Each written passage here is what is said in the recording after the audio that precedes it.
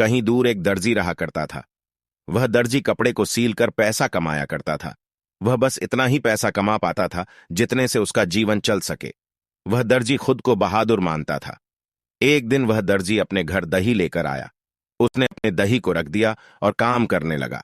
उसने सोचा कि काम खत्म करने के बाद वह मजे से दही खाएगा। कुछ देर के बाद दर्जी का काम खत्म हो गया तो वह अपने दही को खाने की ओर बढ़ा, पर दही में अब तक बहुत सी मक्खी बैठी हुई थी। दर्जी को उन मक्खी पर गुस्सा आ गया। उसने एक कपड़े से मक्खियों को मारा। कपड़े से मारने के कारण 7 मक्खी तुरंत ही जमीन पर गिरकर मर गई। इससे दर्जी बहुत ही खुश हुआ। उसे खुशी हो रही थी कि उसने कैसे एक बार में 7 को मार गिराया। अब उसके मन में बैठ गया कि वह एक बहादुर है।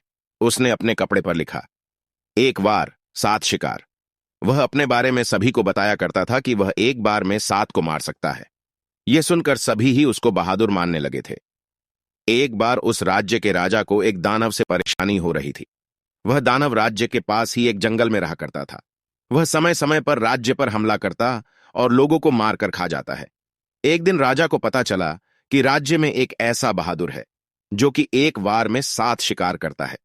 राजा को लगा कि यही वह बहादुर है जो कि हमें उस दानव से आजाद करा सकता है। अगले दिन ही राजा से उस बहादुर दर्जी को अपने दरबार में बुलाया।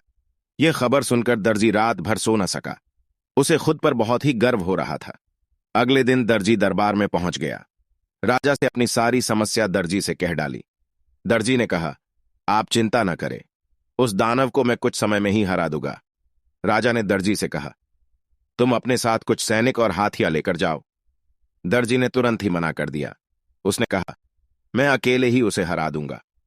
दर्जी अगले दिन ही अपने साथ पनीर का टुकड़ा और चिड्ढियां लेकर चल दिया। वह दर्जी जब जंगल में पहुंचा तो उसके सामने वह दानव खड़ा हुआ। दर्जी ने कहा, मैं तुम्हें मारने आया हुआ, आज मैं तुम्हें मार दूंगा। दानव ने कहा, तुम मुझे कैसे मार सकते हो? अगर तुम्हें विश्वास नहीं है तो मुकाबला करके देख लो। दानव ने एक बड़ा सा पत्थर उठाकर दूर फेंक दिया। दर्जी ने कहा, बस तुम इतना ही दूर फेंक पाए। यह कहते हुए दर्जी ने धीरे से अपने जेब में से चिड्ढिया को निकला और ऊपर उछाल दिया। चिड्ढिया आकाश में उड़ा गई। फिर वह कभी नीचे नहीं आई। दानव इस दर्जी से थौड़ा डारने लगा।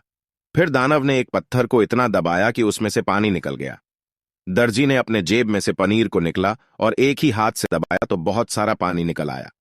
अब दानव ने अपना घुटने टेक दिया। दानव ने कहा, आप मुझे न मारे। दर्जी ने कहा, मैं तुम्हें एक ही शर्त पर नहीं मरूंगा।